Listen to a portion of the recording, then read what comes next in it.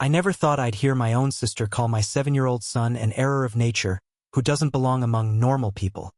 But that's exactly what she spat in my face when I asked why he was the only person in our entire extended family who didn't get an invitation to her daughter's 10th birthday party. The sickest part of this whole situation is that just 6 months ago, she was sobbing on my shoulder and begging me for $30,000 to cover her husband's debts so they wouldn't lose their house, and I gave her that money without a second thought because I actually believed in family loyalty. My name is Mark, I'm 34 years old, and for the last 7 years, my entire world has revolved around my son, Leo. He is autistic. This isn't the kind of autism you see in movies where the kid is some kind of math genius. Leo has real challenges, he can be loud, he doesn't always understand social boundaries, but he is the kindest and most harmless boy I have ever known. My sister, Sarah, always acted like she emphasized with us. She would nod whenever I talked about his progress in therapy, and she even bought him specific sensory toys for Christmas that I had suggested to her myself. We were always close, or at least I forced myself to believe that, until she started planning this massive birthday bash for her daughter, Lily. Everything started 3 weeks ago. Our family group chat on WhatsApp was flooded with nothing but talk about this upcoming party. Sarah wasn't just planning a kid's birthday. She was organizing a full-blown event at a private country club with professional entertainers and a massive guest list. I've seen Lily and Leo interact at previous family gatherings, and she was always sweet to him. And Leo honestly loves her. I waited for our invitation to arrive in the mail just like everyone else. But when the envelopes reached my parents, my younger brother, and even our distant cousins from out of state, my mailbox stayed empty. At first, I figured it was a postal error or that she just got overwhelmed and forgot. I decided not to make a scene and just stopped by her place last Thursday to drop off Lily's gift early and confirm the timing. Sarah met me in the kitchen of her brand new house, the very house I helped her save. She looked stressed, hovering over guest lists and catering menus. When I asked what time Leo and I should show up on Saturday, she just froze. She didn't even turn around to look at me. She just kept moving napkins from one pile to another. The silence in the room was so heavy I could hear the hum of her expensive refrigerator. Then she said she had only invited close friends and Lily's peers. I laughed, thinking it was some kind of joke, and reminded her that Leo is her nephew. That's when the mask finally slipped. She turned to me with a look on her face like I had just dragged a bag of trash into her sterile home. She told me that this party had to be perfect because her husband's bosses and some very important clients were going to be there, and she didn't want my son's weird behavior ruining the atmosphere or making the guests feel uncomfortable. She said Leo doesn't know how to act, that he might start screaming or doing his strange hand movements, and that it would ruin all the professional photos. I stood there in total shock. I reminded her of everything I'd done for her, the money, the emotional support, the times I watched her kids so she could go on vacation. She just brushed it off, saying that money is just money. But her family's reputation and her daughter's happiness were more important than my hurt feelings over an error of nature. That phrase, error of nature, hit me harder than any physical blow ever could. She said it so casually, so calmly, as if she were just commenting on the weather. In that moment, I realized the woman standing in front of me had nothing in common with the sister I thought I loved. She didn't see my son as a human being or a family member. She saw him as a defective product that needed to be hidden in a closet so he wouldn't ruin the aesthetic of her life.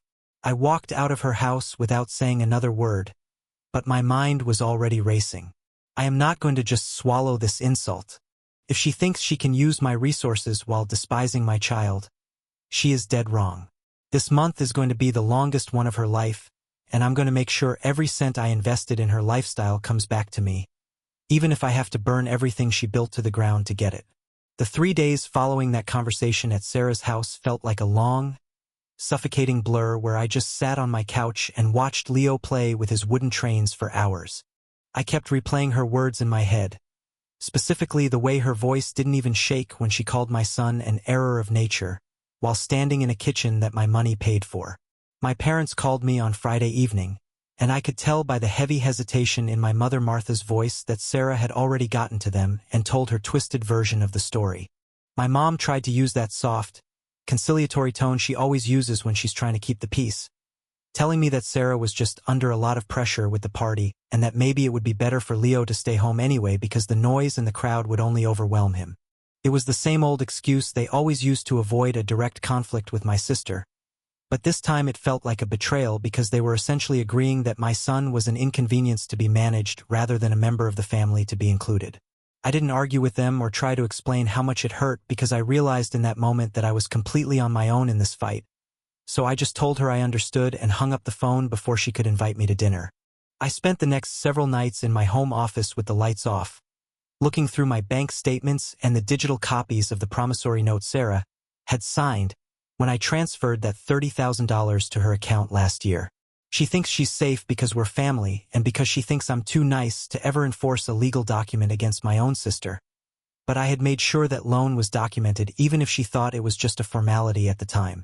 I also started looking into the property records for their new house in the suburbs of North Carolina and discovered that her husband, Jim, had listed himself as the sole owner on some of the initial paperwork to simplify their financing because Sarah's credit score was a disaster. I sat there staring at the blue light of the monitor and realizing how much power I actually held over their perfect lifestyle. And for the first time in years, I didn't feel the need to be the bigger person who always forgives and forgets. Sarah started texting me on Monday morning as if our blowout at her house had never happened, and she actually had the absolute nerve to ask if she could borrow my high-end commercial espresso machine for the party's Sunday brunch.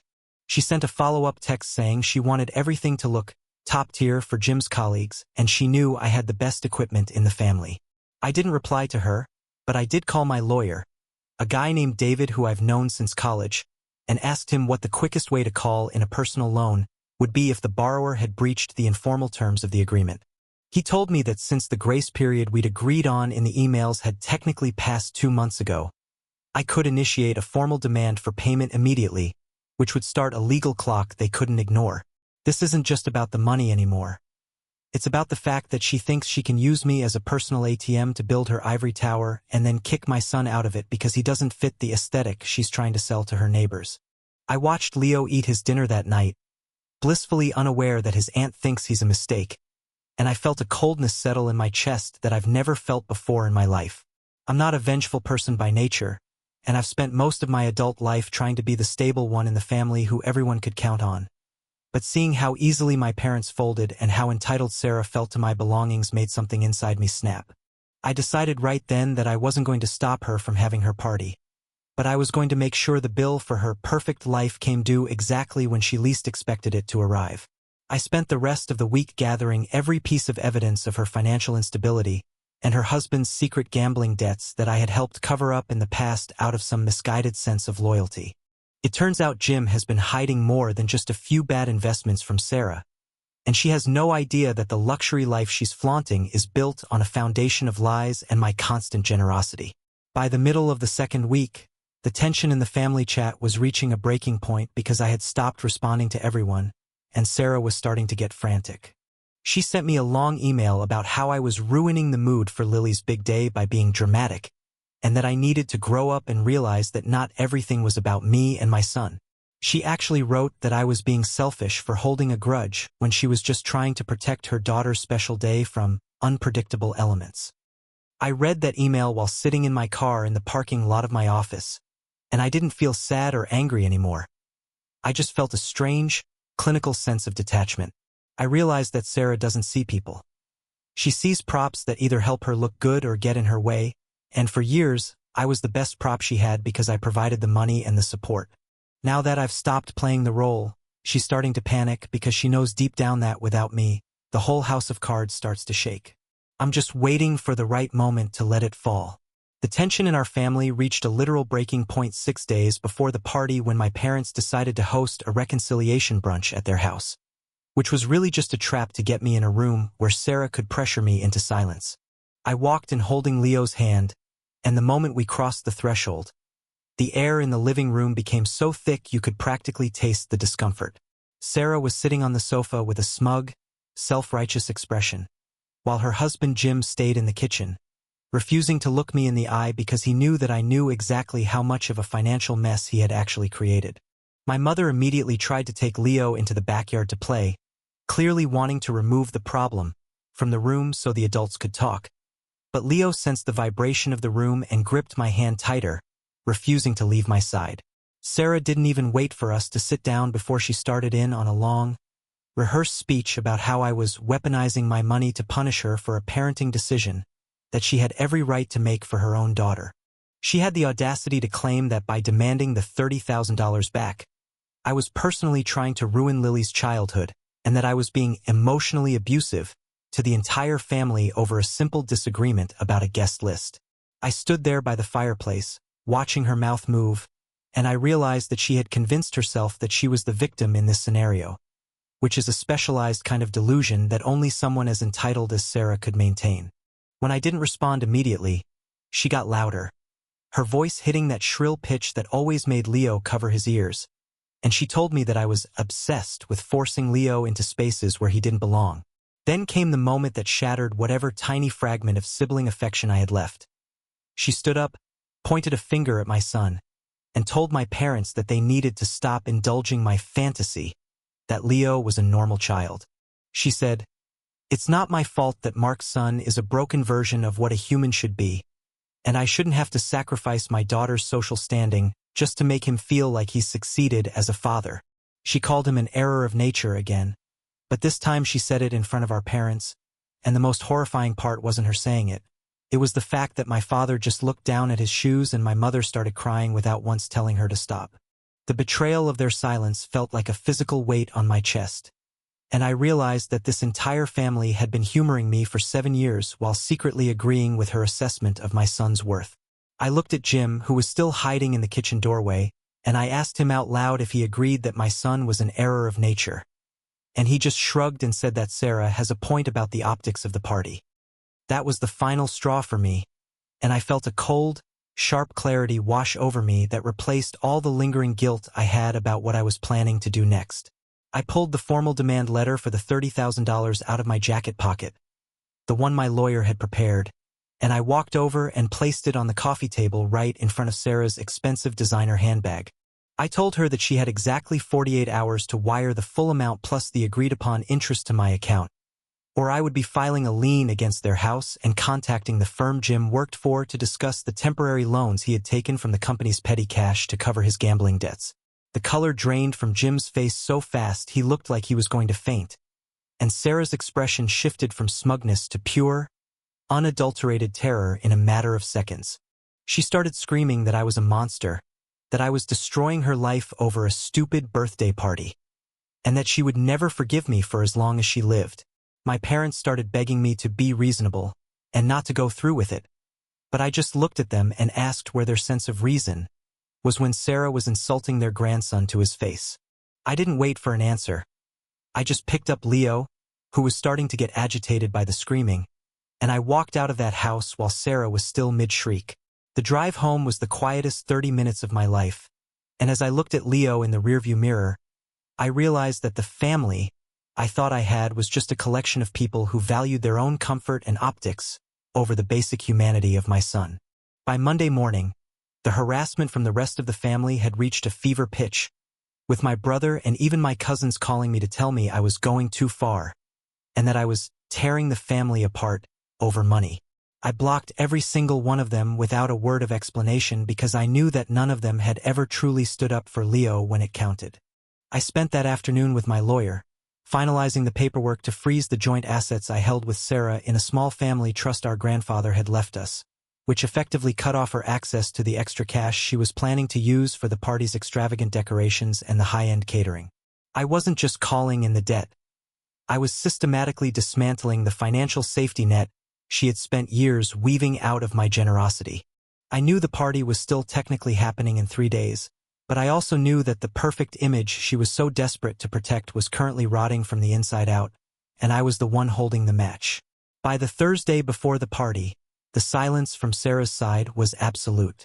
My lawyer, David, confirmed that Jim's personal attorney had reached out to discuss a settlement plan, which was basically a fancy way of saying they were panicking and trying to find a way to pay me back without me filing the public lien that would notify Jim's employer. I spent that morning in my kitchen, making Leo's favorite pancakes, trying to act like my world wasn't vibrating with a mixture of rage and adrenaline. I thought I had the upper hand, and I thought the worst thing Sarah had done was call my son a name and exclude him from a party. I was wrong. The real blow came at 2 p.m. when David called me back, his voice sounding different, flustered and uncharacteristically grim. He told me that while he was digging into the family trust assets I had frozen, he found a set of documents that Sarah had filed with the county court 3 weeks ago, right around the time the party invitations were sent out. Sarah wasn't just trying to keep Leo away from her party. She was actively petitioning the court for a limited guardianship over my son. She had filed a series of statements, some of them signed by our parents, alleging that my obsessive and overprotective parenting was hindering Leo's development and that my emotional instability regarding his diagnosis was creating an unsafe environment for him. She had even included a medical assessment from a doctor I'd never heard of, claiming that I was refusing him necessary treatments in favor of unorthodox methods. My hands started shaking so hard I had to put my phone on the counter. She wasn't just trying to hide him for one day. She was trying to legally establish that I was an unfit father so she could gain control over the 7-figure trust fund our grandfather had set up specifically for Leo's lifelong care. She didn't want my $30,000. She wanted the millions that were meant to ensure my son would be taken care of long after I'm gone. I sat on the floor of my hallway for an hour, just staring at the wall. The level of premeditation was staggering. Every time she had visited over the last year, every time she had asked how therapy was going, she was actually gathering evidence or taking photos of messy rooms or Leo having a sensory meltdown to use against me in court. And my parents, the people I thought were just being weak, had actually signed affidavits supporting her claim that I was struggling to cope. They weren't just staying quiet at the brunch. They were already complicit in a plan to take my son away from me. I realized then that the perfect party wasn't just about Jim's career. It was a celebration of their upcoming victory, a way to show their social circle that they were the saviors of our family who were stepping in to help a broken child. The moral dilemma hit me like a physical weight. I had enough evidence of Jim's embezzlement and Sarah's financial fraud to ruin them completely. If I leaked the gambling records and the petty cash theft to Jim's bosses and the local police, they would lose the house, Jim would go to prison, and Sarah would be left with nothing. But if I did that, I would also be destroying the lives of my niece, Lily, who had done nothing wrong. She would lose her home, her father, and her stability just because her parents were monsters. I looked at Leo, who was currently sitting on the rug, meticulously lining up his toy cars by color, completely unaware that his own family was trying to steal his future. I had to decide, do I play it safe and just fight the guardianship in court? Or do I go to that party on Saturday and burn their entire world down in front of everyone they were trying to impress? I spent Friday night in a state of cold, calculated preparation. I didn't call my parents. I didn't text Sarah. I didn't even yell. I just printed out 36 copies of Jim's bank statements showing the transfers to the offshore betting sites and the emails Sarah had sent me begging for the $30,000, where she explicitly admitted they were completely broke and desperate. I also included the copies of the guardianship petition she had filed behind my back. I put them all into neat, professional-looking folders.